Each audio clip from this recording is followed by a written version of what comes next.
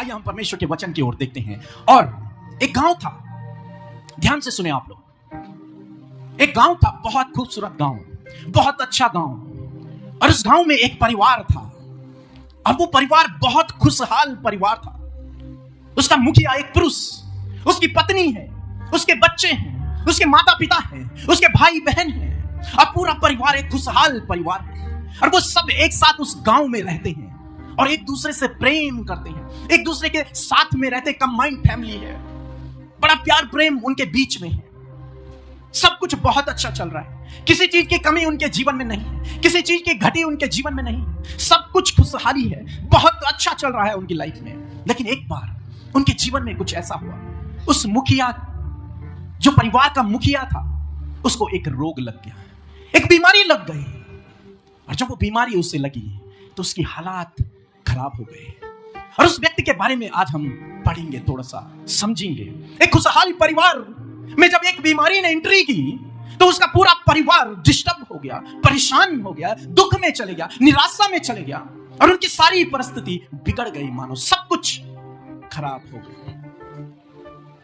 उस बीमारी के चलते उनका प्यार प्रेम, उनका मेल मिलाप भी सब खत्म हो गया, उनकी जो खुशहाली थी वो भी सब खत्म हो गई। हम लोग मत्ती रचित सुसमाचार उसके 8 अध्याय में पढ़ते हैं, और यहां पर केवल 2 पद उस व्यक्ति के विषय में है। अब कुछ इस प्रकार से लिखा है, मैं पढ़ के आप लोगों को बता रहा हूं। 2 पद में लिखा है कि देखो, पहला पद पढ़ते हैं। जब वह उस पहाड़ से उतरा, किस पहाड़ से? यीशु मसीह एक पहाड़ से उतरे। जानते हैं यीशु मसीह पहाड़ पर क्यों जाते थे? हाँ, प्रार्थना करने के लिए।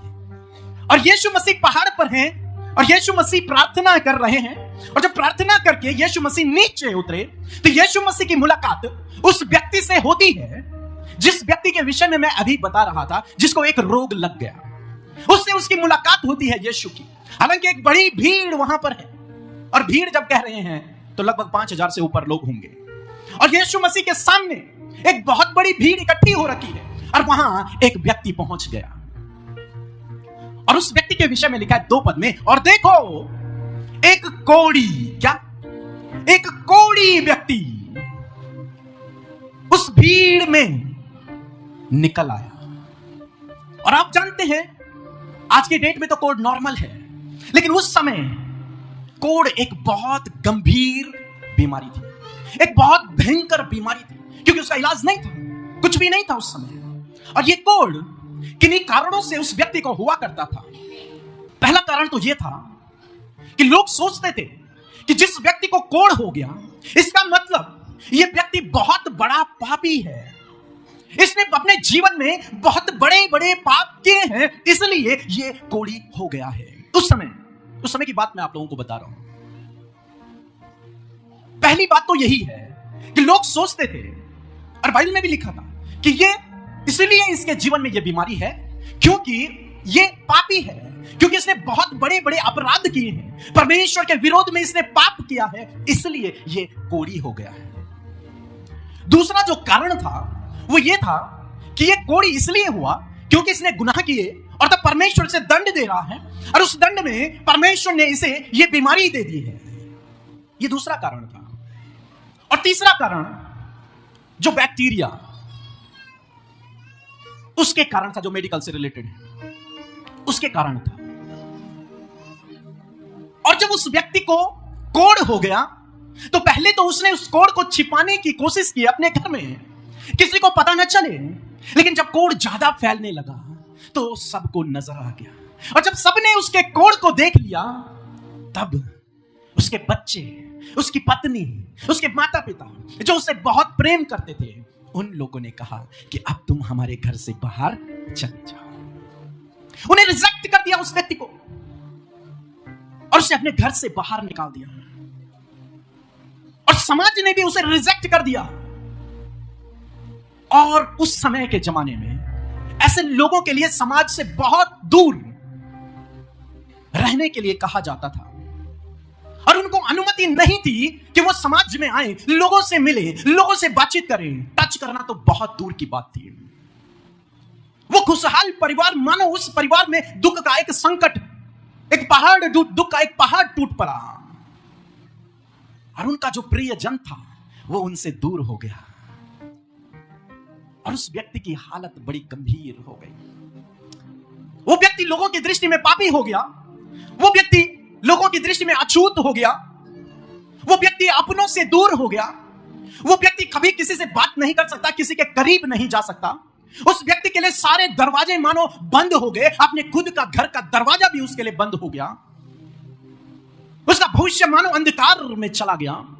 उसके सामने अब कोई भविष्य नहीं है सिवाय मरने का इंतजार। बस समाज से दूर, अकेला, निराश, दुखी, परेशान, चिंतित, सारे सपने टूट गए, सारे दरवाजे बंद हैं। क्या करेगा ऐसा व्यक्ति? हो सकता है आज शाम में आप में से कोई व्यक्ति ऐसा हो जिसके जीवन में ऐसी कोई प्रॉब्लम आ गई जिसके कारण उसके रिश्ते टूट गए, उसके रिश्तों में दरार आ गई, भाई भाई में, भाई बहन में, पति पत्नी में, माता पिता में, बच्चों में, माता पिता में एक दरार आ गई। वही लोग जो एक दूसरे से बहुत प्यार करते थे आज वो दूर दूर हो गए। हो सकता है जैसे ये अपने परिवार से दूर हो गया। कारण कोई भी हो सकता है, कारण अनेक हो सकते हैं। हो सकता है आप में से भी कोई व्यक्ति दरवाजा खटखटा रहा है किसी जॉब के लिए, किसी बिजनेस के लिए, किसी अच्छी उम्मीद में या सफलता के लिए, लेकिन उसके सामने हर एक दरवाजा उसे बंद नजर आ रहा है।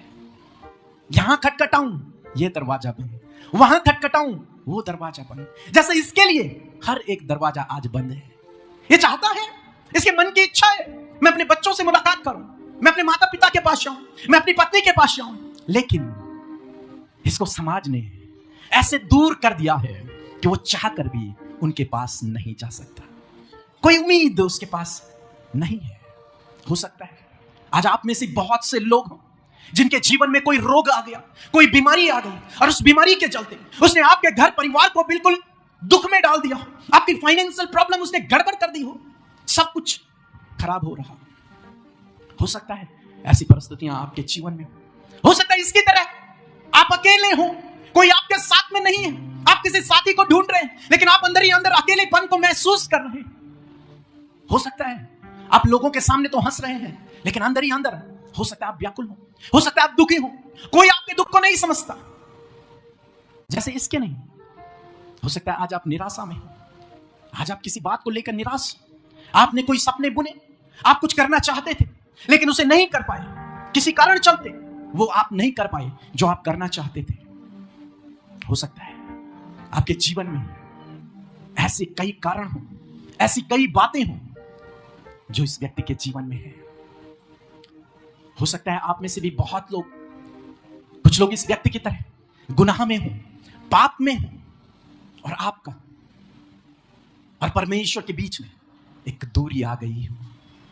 यह व्यक्ति अपने परिवार से दूर है और साथ ही साथ यह व्यक्ति परमेश्वर से भी दूर है, क्योंकि उस समय लोग परमेश्वर के भवन में जाया करते थे, वहां आराधना किया करते थे, लेकिन अब इसको परमिशन नहीं है, ये आराधना भवन में नहीं आ सकता, इसे वहीं रहना है। ये स्पिरिचुअली रूप से टूटा हुआ है, ये परमेश्वर से इसका रिश्ता टूटा हुआ है, ये दूर हो गया परमेश्वर से। हो सकता है किसी कारण से आज आप भी परमेश्वर से दूर हो गए हो सकता है किसी पाप के चलते, हो सकता है किसी गलत काम के चलते, हो सकता है किसी बिजी जॉब के चलते, बिजनेस के चलते आप परमेश्वर से दूरी बना लिए हो और इस व्यक्ति की तरह दूर हो गए हो अपने परिवार से, अपने परमेश्वर से। एक गैप आप लोगों के बीच में आ गया हो सकता है वो किसी रोग के चलते हो सकता है कारण अनेक हो सकते हैं, लेकिन ये खुशहाल परिवार एक बीमारी की वजह से दुख में पड़ गया। लेकिन जानते हैं क्या हुआ? एक बार इस व्यक्ति ने सुना कि यीशु पहाड़ से उतर रहा है और एक बड़ी भीड़ वहां पर इकट्ठी है, और इसने किसी भी बात की परवाह न करते हुए ये तुरंत से यीशु के सामने पहुंच गया और इसने यीशु से कहा, दूसरे पद में लिखा है कि उसने पास आकर इस दुखी व्यक्ति ने, इस निराश व्यक्ति ने, इस बीमार व्यक्ति ने, इस परेशान व्यक्ति ने, इस समाज से रिजेक्टेड व्यक्ति ने, समाज की दृष्टि में तुच्छ व्यक्ति ने प्रभु यीशु मसीह के सम्मुख जाकर एक काम किया। जानते हैं क्या काम किया? हमें से बहुत से लोग जब ऐसे दुख से, परेशानी से, निराशा से गुजरते हैं तो हम चाहते हैं कोई आए और मेरे लिए प्रार्थना करे, कोई आए और मेरे सर पे हाथ रखे, कोई आए और कहे यीशु के नाम से ठीक हो जाए और मैं ठीक हो जाऊं। लेकिन इसने ऐसा नहीं किया। जानते हैं इसने क्या किया? ये यीशु के पास गया, और पास भी नहीं गया हो क्योंकि अनुमति नहीं थी। ये हो सकता है दूर खड़ा हो और दूर से चिल्ला करके वो यीशु से कह रहा है।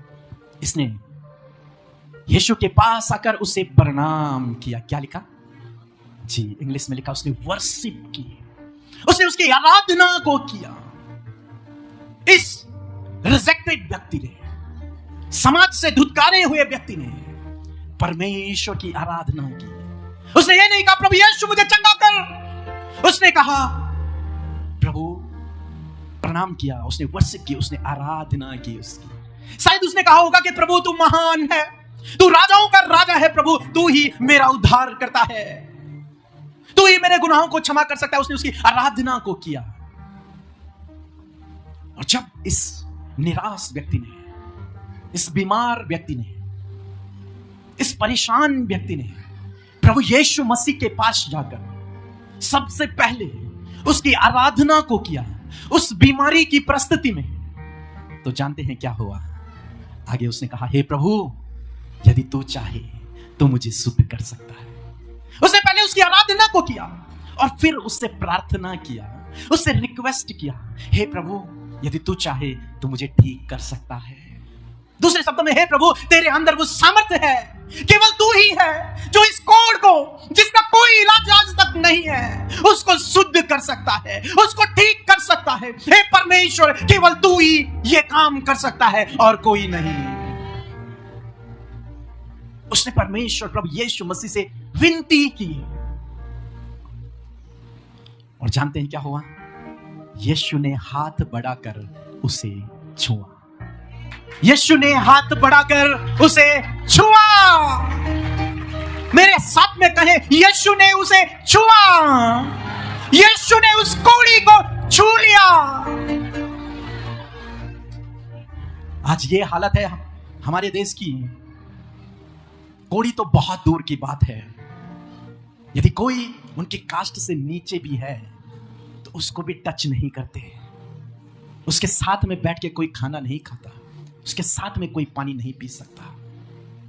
लेकिन ये सर्वशक्तिमान परमेश्वर जो महाराजाधिराज है, जो स्वर्ग से इस धरती पर उतरा और जिसके लिए लिखा है उसमें एक भी गुनाह नहीं था, वो पवित्र परमेश्वर, और उसने इस कोढ़ी व्यक्ति को छू लिया। और जानते हैं वहां बड़े बड़े विद्वान भी थे। यीशु जब चलते थे, यीशु के साथ में उसके चेले तो चलते थे, लेकिन अगर 12 चेले थे तो 100 दोष लगाने वाले थे और वो खड़े रहते थे कहां पर यीशु मिस्टेक करे और हम वहीं पर यीशु को पकड़ लेंगे। और आज यीशु ने उनकी दृष्टि में बहुत बड़ी मिस्टेक कर ली, क्योंकि ये भी एक उनकी दृष्टि में एक गुनाह था कि यदि कोई कोढ़ी को छू ले या फिर कोढ़ी किसी को छू ले, उन दोनों को समाज से बाहर, वो भी अनक्लीन हो जाता था उसके साथ में, अछूत हो जाता था उसके साथ, अशुद्ध हो जाता था उसके साथ में।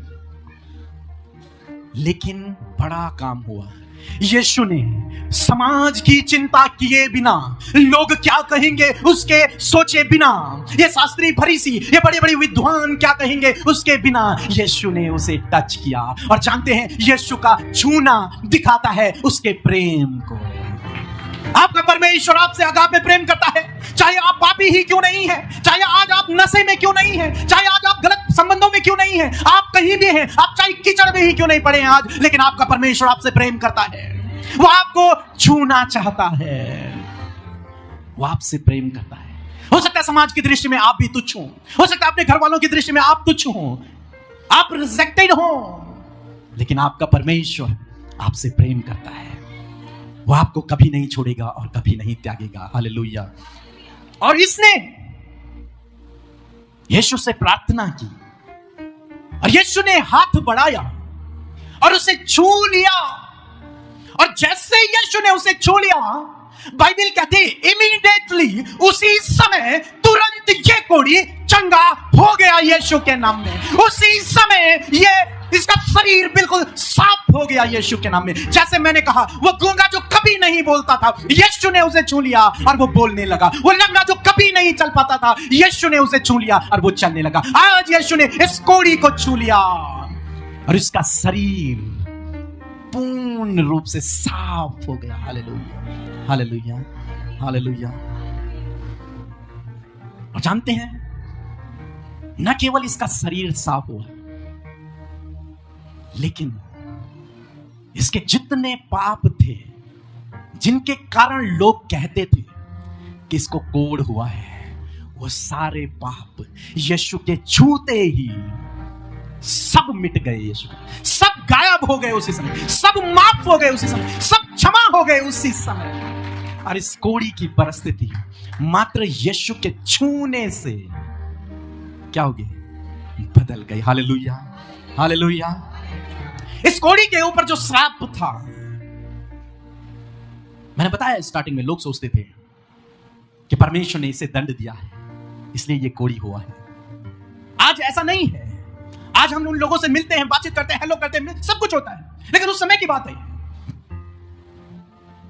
उसके ऊपर जो श्राप था उस कोढ़ का, यीशु के छूते ही वो कोढ़ का जो श्राप था वो उसी समय टूट गया यीशु के नाम में। उसी समय टूट गया वो श्राप। उस श्राप से उसी समय आजाद हो गया।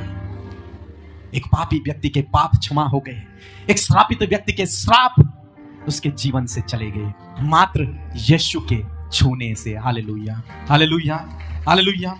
वो जो शर्मिंदगी में था, वो जो शर्मिंदगी में अपने जीवन को व्यतीत कर रहा था, उसकी शर्मिंदगी को यीशु ने केवल टच करके उसकी शर्मिंदगी को दूर कर दिया। हालेलुया। वो उसी समय क्लीन हो गया।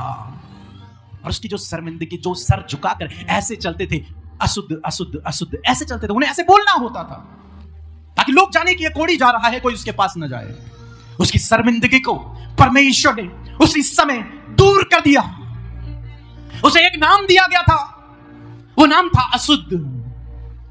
उसे जब चलना होता था तो वो कहता था अशुद्ध अशुद्ध अशुद्ध, मैं अशुद्ध हूं, मुझे टच मत करना, मेरे करीब मत आना। एक नाम समाज ने उसे दिया था अशुद्ध का, अनक्लीन। लेकिन जानते हैं, यीशु ने उसे एक और नाम दे दिया। जैसे यीशु ने उसे छुआ, वो अशुद्धता से शुद्धता में बदल गया, वो पवित्र हो गया। हमारे प्रभु यीशु मसीह ने उसे एक नाम दे दिया कि आज से ये पवित्र है। Hallelujah, hallelujah.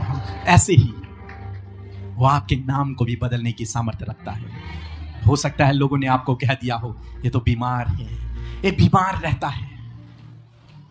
परमेश्वर आपको चंगा करने की सामर्थ्य को रखता है।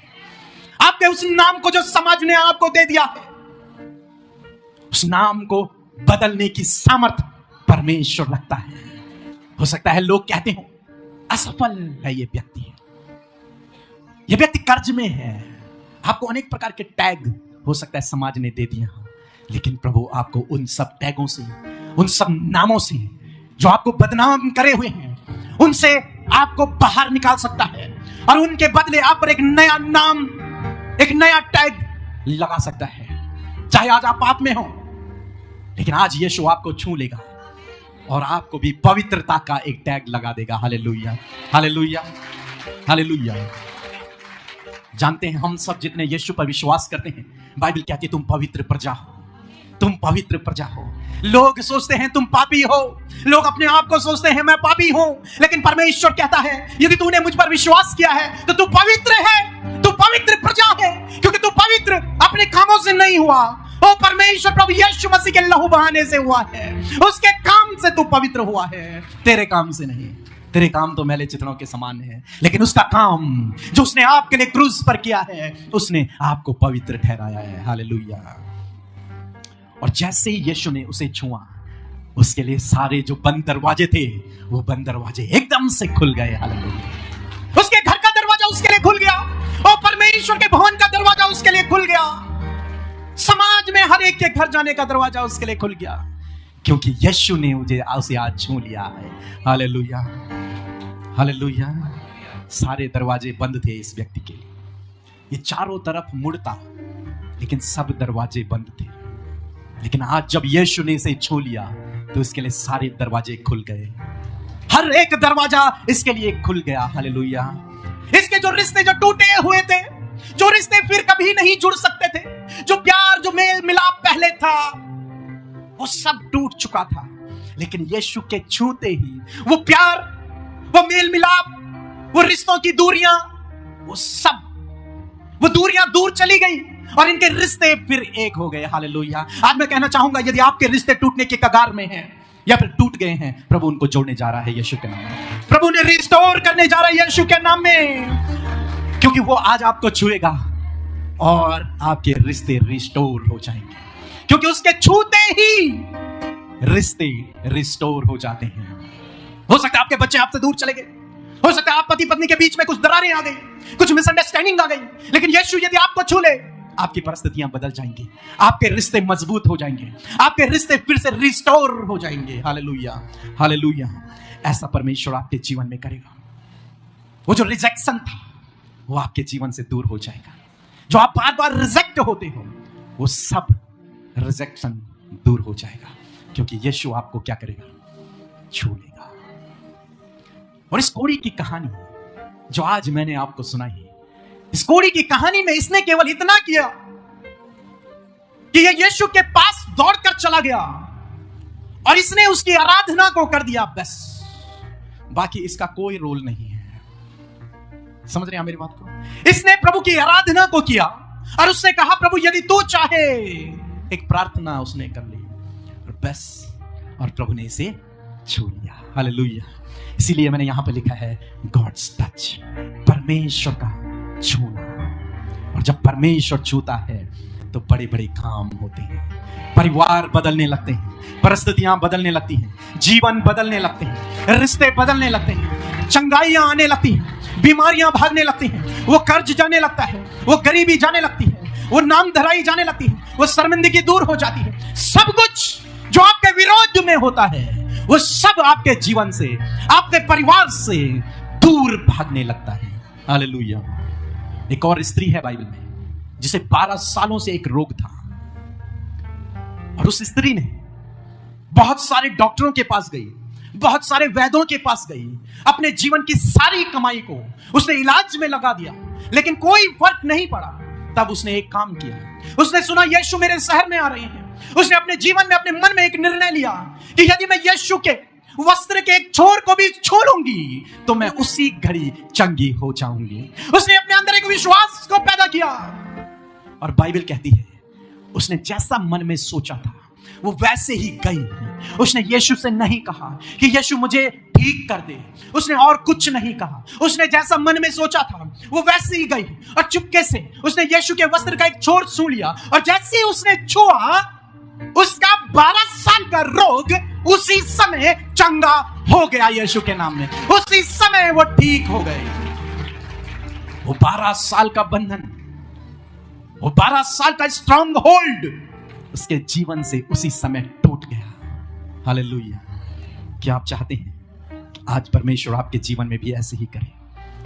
कितने लोग हैं जो ये चाहते हैं? मैंने कहा, यदि यीशु आपको छू ले या फिर आप यीशु को छू ले, आप